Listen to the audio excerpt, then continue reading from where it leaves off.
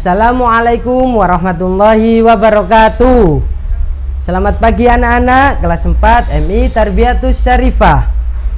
Kembali lagi bersama Bapak Syafruddin, pembelajaran fikih kelas 4 mengenai tema 3, subtema 1, 2, dan 3. Nah, pada pembahasan kali ini, sebelum kita mulai pelajaran, alangkah baiknya kita berdoa agar apa yang kita pelajari pada pagi hari ini mendapat manfaat dan ilmunya barokah. Kita mulai pembelajaran pada pagi hari ini dengan bacaan basmalah. Basmalah. Bismillahirrahmanirrahim. Nah, pada materi kali ini kita akan mempelajari yang pertama, yakni ketentuan haid. Yang kedua, hal-hal yang dilarang ketika haid. Terus yang ketiga, yakni ihtilam atau mimpi basah. Nah, apa itu haid? Haid secara bahasa artinya mengalir. Dan menurut istilah atau definisinya, haid adalah darah yang mengalir dari organ tubuh wanita. Nah, organ tubuhnya yakni dalam kemaluan, yang wanita tersebut dalam keadaan kondisi yang sehat. Nah, jadi mohon maaf nggih, dalam pembahasan kali ini agak sensitif. Bukan Bapak berkata jorok atau apa, tapi ilmu itu harus disampaikan. Seperti sabda Rasulullah, ilmu harus disampaikan meskipun satu huruf. Lah, ini ilmu harus diketahui bagi anak-anak nggih. Nah, kenapa kok haid? Nah, kenapa kok wanita mengalami haid? Yakni ada 3 ketentuan. Yang pertama, wanita tersebut menandakan keadaan sehat. Siklus kehidupannya itu sehat, atau organ tubuhnya itu mengalami siklus yang sehat atau normal, tidak ada penyakit. Karena wanita pada umumnya semuanya itu mengalami haid, atau dalam bahasa biologisnya itu menstruasi. Nah, itu. Kemudian yang kedua, kenapa kok haid? Nah, wanita mengalami haid itu menandakan masuk dalam keadaan usia baligh. Apa itu baligh? Baligh itu dikenakan hukum syara. Jadi semua kewajiban atau hukuman Allah Subhanahu wa taala yang dilarang atau diperintahkan itu sudah menjadi beban bagi wanita tersebut. Nah, jadi yang sebelumnya, sebelum balik itu ditanggung oleh orang tua. Tapi ketika mengalami haid, semua perilaku, ucapan maupun tingkah laku itu dosanya atau pahalanya diterima oleh seseorang tersebut. Nah, jadi dikenakan hukum syara atau hukum syar'i. Di semua kewajiban, sholat, puasa, zakat, sodako, dan lain sebagainya itu sudah menjadi kewajiban bagi individu tersebut. Kemudian perhitungan masa iddah. Nah, jadi masa iddah ini ketika nanti kalau sudah nikah itu ada masa iddah. Kemudian lanjut,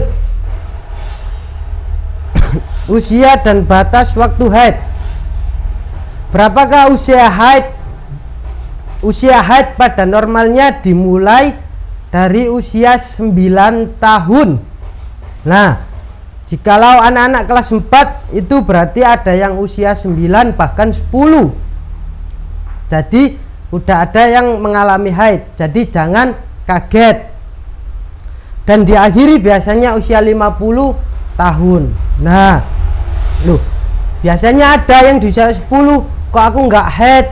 Lah, itu berarti belum takdirnya, karena semua haid itu ditentukan oleh Allah Subhanahu wa taala. Ya, jadi kadang ada yang di kamar mandi, loh aku kok keluar darah. Nah, tapi kok nggak setiap hari. Ternyata ternyata bedegelen kena wasir. Ya, itu bukan haid. itu namanya kena penyakit, bukan dalam kondisi sehat. Jadi umurnya 9 tahun tapi kok nggak keluar haid, ternyata kecapean sering main. Nah, makanya senengane makan Kentucky, French fries, apalagi yo Hokben, nah gitu-gitu, Pizza Hut iku hotdog lah. Jadi sirkulasi pencernaannya nggak sehat, jadi wasir bedegelen itu kena keluar darahnya, tapi bukan darah haid, itu nggak ada tanggungan, bukan haid, itu bukan menstruasi ya. Usia normalnya 9 tahun. Lah kenapa kok ada yang keluar haid dan ada yang belum? Lah itu tergantung pengaruh kondisi lingkungan dan iklim.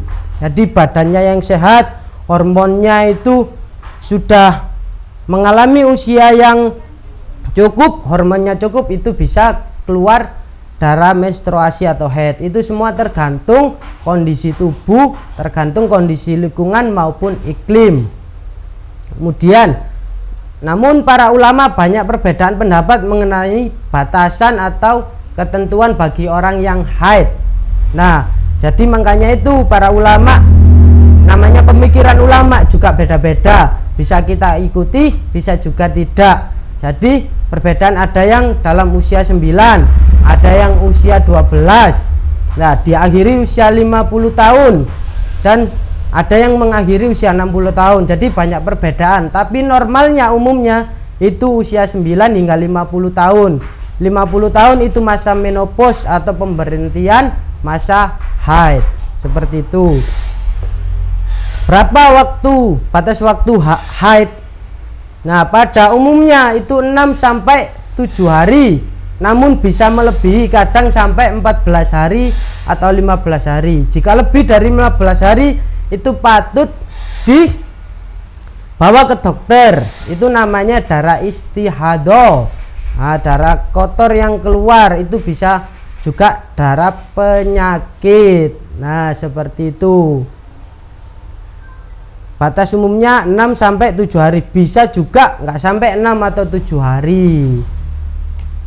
Nah, kemudian apa hikmah dari haid?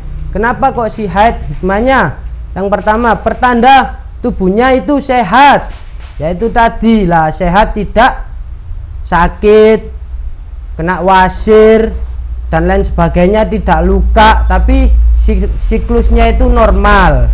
Nggih, normal nggih, berarti tanda itu sehat anak-anak nggih.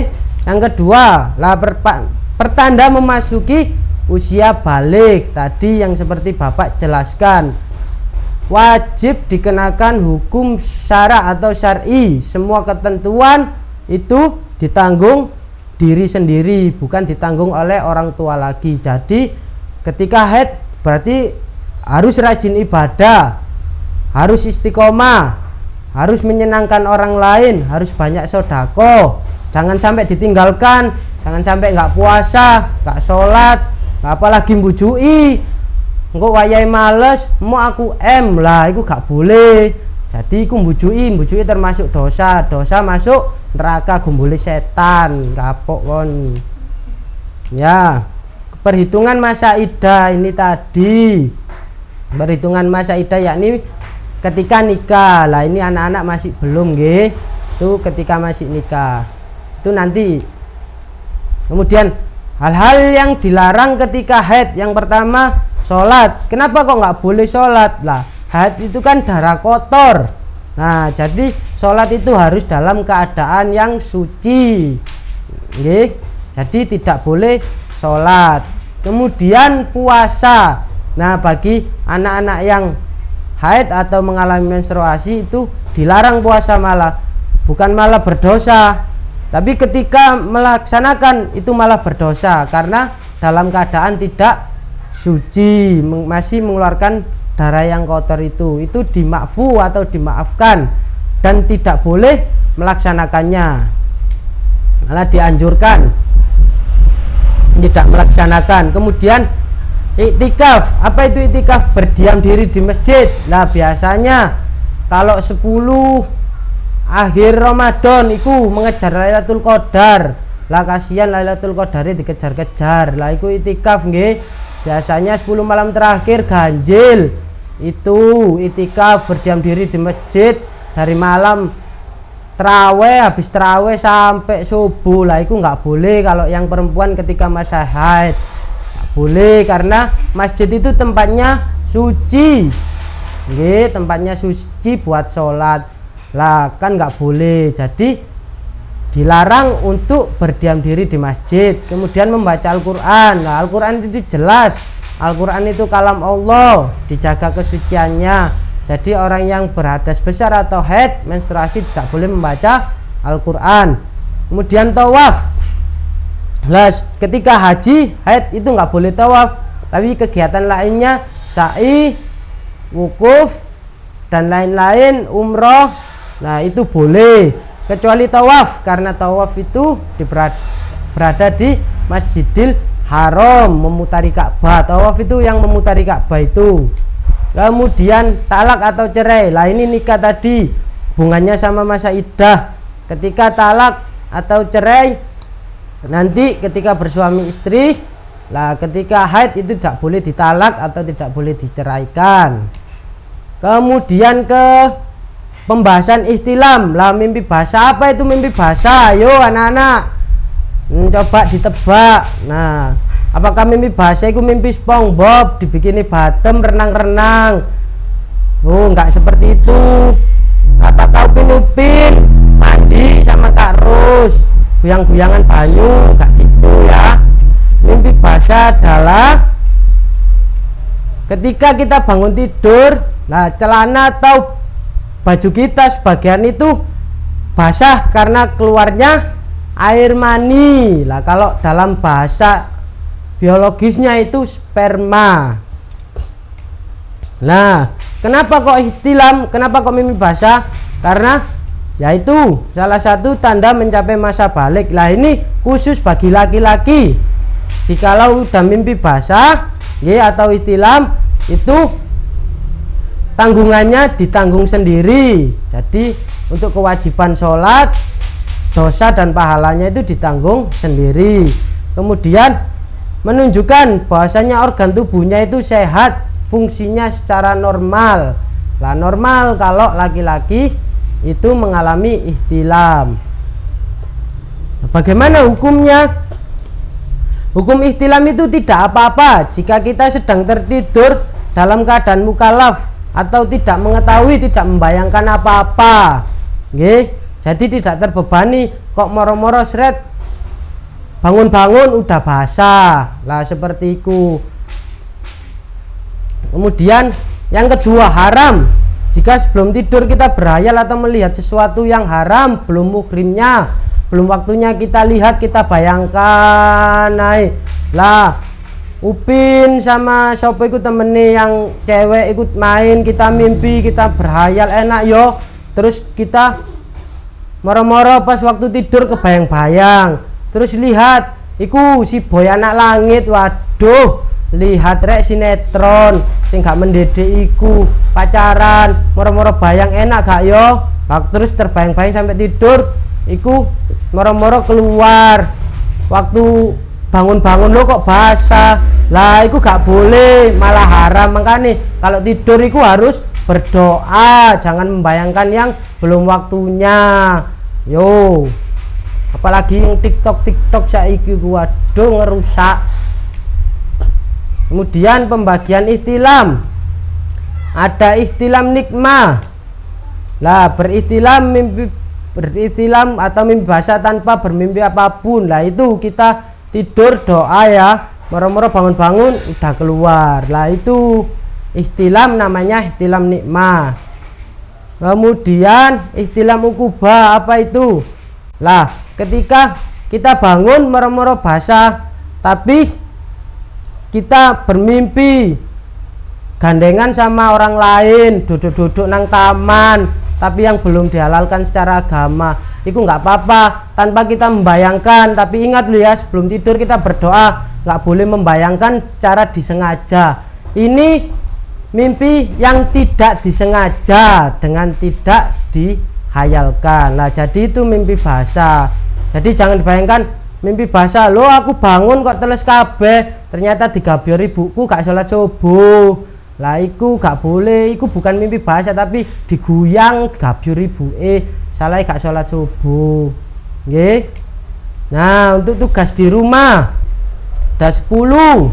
Yang pertama, apakah yang dimaksud haid? Yang kedua, apa saja larangan bagi orang haid? Ketiga, sebutkan hikmah bagi orang yang sedang haid. Keempat, pada usia berapa normalnya wanita mengalami haid? Yang kelima, berapa harikah normalnya wanita mengalami haid? Yang enam, amalan haji apa sajakah yang boleh dikerjakan ketika seseorang wanita sedang haid? Yang ketujuh, apakah yang dimaksud ihtilam atau mimpi basah? Yang kedelapan, apakah yang dimaksud ihtilam nikmah? Yang kesembilan, apakah yang dimaksud dengan ihtilam mukubah? Yang ke-10, bagaimanakah hukum orang yang sedang berihtilam? Lah itu sudah Bapak jelaskan di dalamnya tadi. Jadi diisi nggih, dikerjakan di buku tugas. Nggih, itu. Mohon maaf jika ada kata-kata yang kurang mengenankan, bukan berarti Bapak jorok atau apa, tapi itu sebagian dari ilmu, harus wajib disampaikan agar mengetahui kalau sudah waktunya. Ini berarti larangan atau kewajiban itu sudah ditanggung oleh anak-anak sendiri, bukan lagi oleh orang tua. Bapak akhiri nggih, semoga bermanfaat dan anak-anak tetap harus semangat dalam melakukan pembelajaran. Pak akhiri, wallahul muwaffiq ila aqwamit thoriq. Assalamualaikum warahmatullahi wabarakatuh.